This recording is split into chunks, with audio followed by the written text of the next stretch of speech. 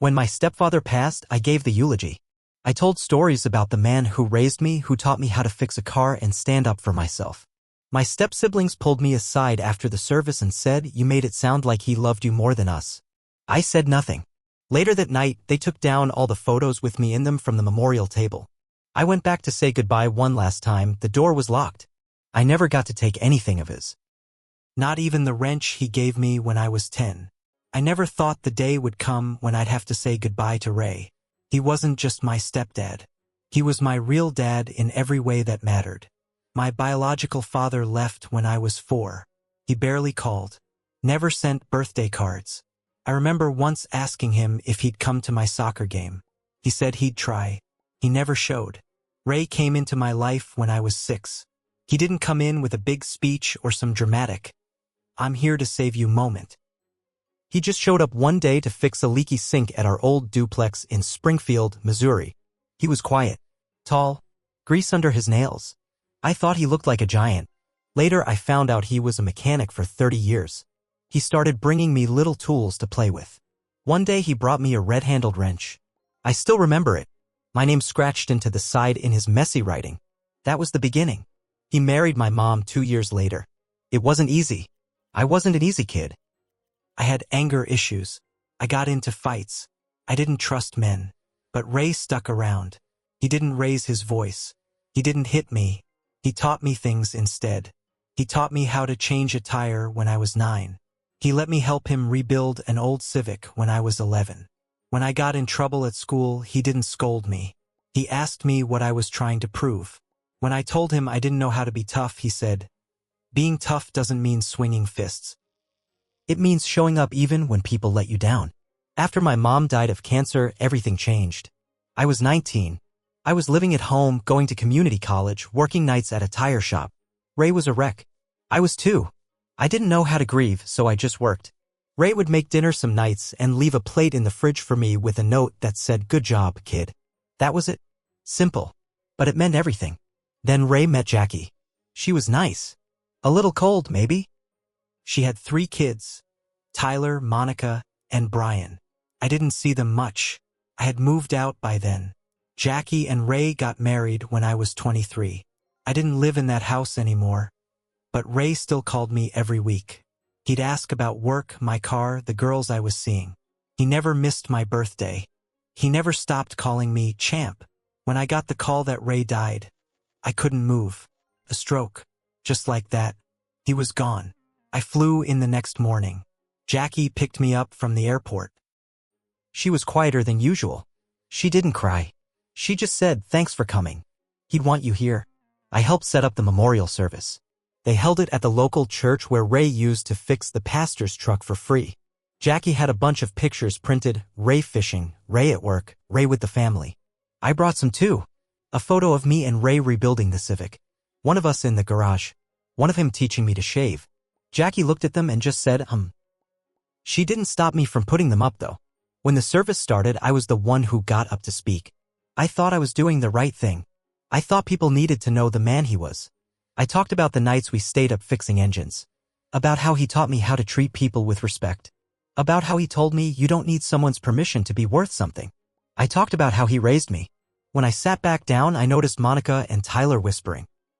After the service, while everyone was outside hugging and crying, they came up to me. Monica looked pissed. Tyler looked embarrassed. "You made it sound like he loved you more than us," she said. I just stared at her. "What?" Tyler said. "You didn't even mention us. You went on and on like you were his only kid." "I wasn't trying to." "You're not even his real son," Monica snapped. I felt something in me shut down. I looked them both in the eye and said nothing. I walked away. Later that night, I went back to the church to help clean up and to look at the photo table one more time. I wanted to say goodbye in my own way. The lights were still on. But when I walked in, I noticed something immediately. All the photos of me were gone. Not just moved. Gone. The photo of the Civic. The garage. The one from my high school graduation where Ray had his arm around me. They'd taken them all down. I called Jackie. No answer. I went to the house, the one I used to call home. I knocked. Waited. Knocked again. The porch light turned off.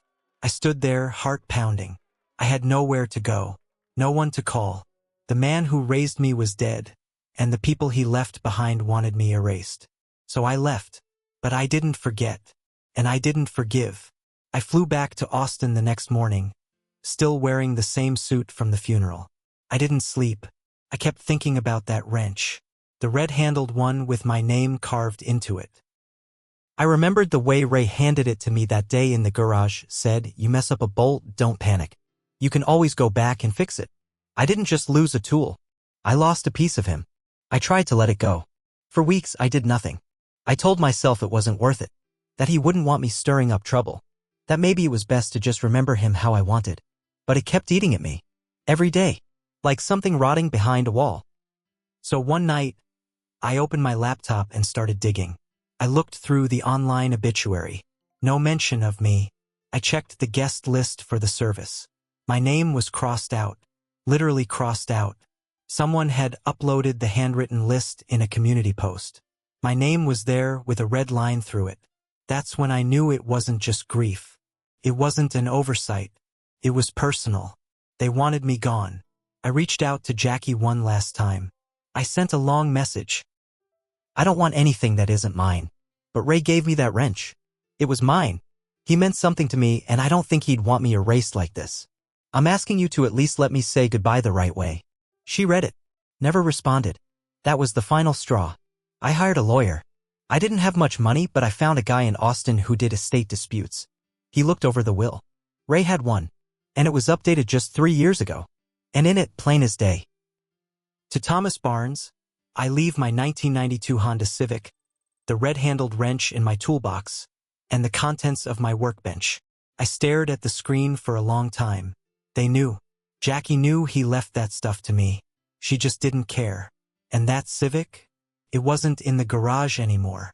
I checked a registry site and found it had been sold a month before the funeral. To a guy in Kansas. I called the buyer. Told him the car had sentimental value and asked if he'd be willing to sell it back. He said, "You're the kid Ray always talked about? He told me about you when I came to pick it up. Said it was for his boy, but the family didn't want you to have it." I froze. He continued, "I haven't done anything with it. I'll sell it back for what I paid." That was the first crack in their wall. I wired him the money. Drove to Kansas. Picked up the Civic. It still had the same smell, grease, and old pine air freshener. I cried for the first time since the funeral. Then I went after the rest. My lawyer filed a claim with the probate court. Jackie wasn't happy. She called me screaming. Said I was being selfish, that Ray was her husband, not my father. I didn't yell back. I just said, "He was my dad, Jackie. And you knew it." A week later, we got a court date. She tried to fight it. Claimed Ray was confused when he wrote that part of the will.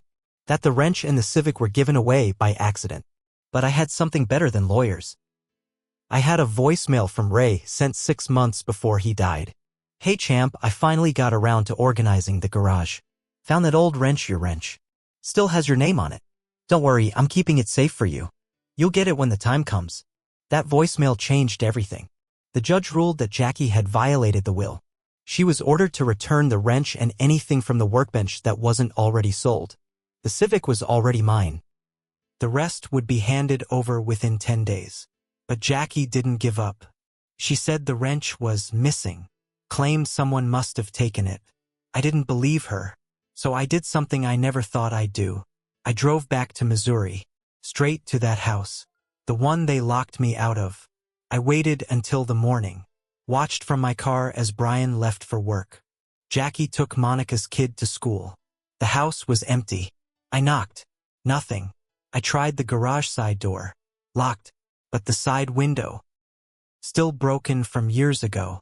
Ray never fixed it because no one's dumb enough to break into a garage with no power tools worth stealing. I guess I was dumb enough. I climbed in. Landed on the same concrete floor I'd spent years on, helping Ray fix engines. The place looked different. Cold. Empty. But I knew where he kept his personal stuff. I found the old workbench. Most drawers were cleaned out. But the bottom one stuck. I forced it open. There it was. My wrench. The red handle was faded. My name scratched into the side. Tom. I held it like it was made of glass. Then I heard a car door slam outside. Jackie was home early. I grabbed the wrench and crawled back out through the window, just as she was unlocking the front door. I didn't stop. I ran to my car and drove off. I had it back. And I wasn't done yet. I thought once I had the wrench, I'd feel some kind of peace. But I didn't. It just made me realize how much they took from me. How far they were willing to go to erase me, even if it meant lying under oath. They tried to sell the car. They said the wrench was missing. They cleared my pictures off a table at his funeral like I was a stranger. None of it was a mistake. It was a plan. So I started thinking, why? Why hate me so much? Why act like my bond with Ray was a threat? Then it hit me. It wasn't just about grief. It was about control. Ray never talked about money. He lived simple, worked with his hands, fixed cars, wore the same boots for 10 years. But right before he died, he sold his small mechanic shop, the one he'd owned for decades. That shop sat on a lot in downtown Springfield. It was worth something. So I asked my lawyer, what happened to the money from the sale of the shop? She looked into it. A week later, she called me and said, "You're not going to like this. Ray sold the shop for $360,000. That was 6 months before he died." According to bank records, the money went into a joint account with Jackie. Nothing illegal there. They were married. But then 3 weeks before the stroke, that money was moved again, this time into an account with only her name on it. Ray's name was removed from the account. That was no accident. And it gets worse. 2 weeks after he died, Jackie transferred $75,000 each to Tyler, Monica, and Brian. Exactly. Not a penny more or less. My name? Nowhere in the records. She divided the shop money before the will was even read. Like she knew exactly what she wanted. I showed my lawyer. She told me we could take it back to court, but warned me it would get ugly. That money was joint marital property, and unless we could prove coercion or fraud, it would be hard to challenge. So I did what Ray taught me. I went back to fix the bolt I missed. I called an old friend of his, Eddie. He used to be Ray's right hand at the shop. We'd worked together back when I helped out during summers. Eddie answered like no time had passed. "I was wondering when you'd call," he said. "What do you mean?" Ray told me he was worried something was going on with Jackie. Said she started pressuring him to put everything in her name. Even got weird about the will. My stomach turned. Why didn't he say anything to me? He said he didn't want to pull you into it. Thought maybe he was being paranoid. Then Eddie dropped the bomb. "He made a video. Said if anything happened to him to give it to you. I've had it in my safe. Just didn't know if it was the right time." I drove up to Eddie's the next day. He handed me a flash drive. The video was dated 6 weeks before Ray died. In it, he looked tired. His hands were greasy. He was in the garage, sitting on the stool he always used when his back hurt. "Hey champ, if you're watching this, something's probably gone wrong." He paused, rubbed his eyes. "I've been feeling off. Not sick. Just, something ain't right. Jackie's been acting different. Wants me to change the will. Keeps talking about how hard she's worked. How I owe her for taking care of the house. I told her no. Told her I already set aside what I wanted everyone to have. She didn't like that." He looked straight into the camera. "If something happens, you go see Eddie. He'll help you. And don't let M take the wrench. That's yours." I sat there in my apartment, staring at the screen, my hands shaking. It wasn't just a betrayal. It was calculated. They didn't just ignore me. They moved money, erased my name, pressured Ray when he was vulnerable. And now I had proof. Video proof. It wasn't enough for a criminal charge, but it was enough to raise hell in civil court. I handed everything to my lawyer. She was stunned. She filed a new petition. Fraud, coercion, will tampering.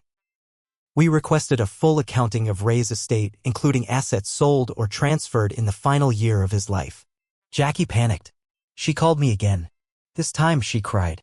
Told me I was tearing the family apart. Said Ray would be ashamed of me. I didn't yell. I didn't argue.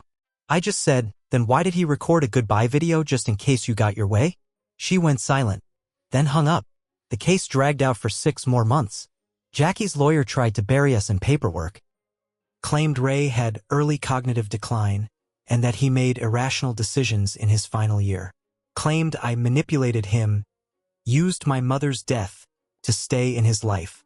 They even said I forged the voicemail. That was the part that broke something in me. They wanted to rewrite who Ray was, turn him into a confused old man, make me the villain in the story of my own father. So I stopped playing nice. I subpoenaed phone records, found the call log of Ray's voicemail and timestamped messages. We verified the video with a local tech firm, proved it was real, recorded on his garage security camera's old backup drive, which Eddie still had in storage.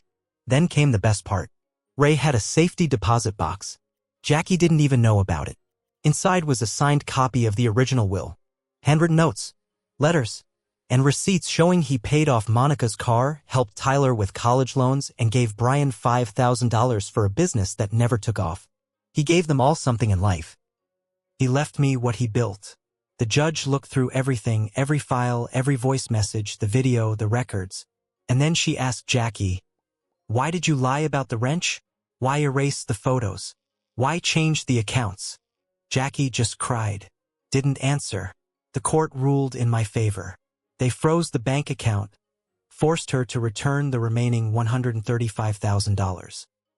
The judge said the rest was likely already gone, but noted in the record that Jackie's actions were morally questionable and potentially fraudulent.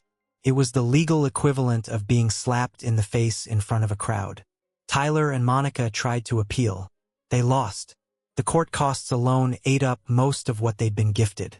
Brian ended up moving out of state to avoid garnishment. I didn't even know people could go that low.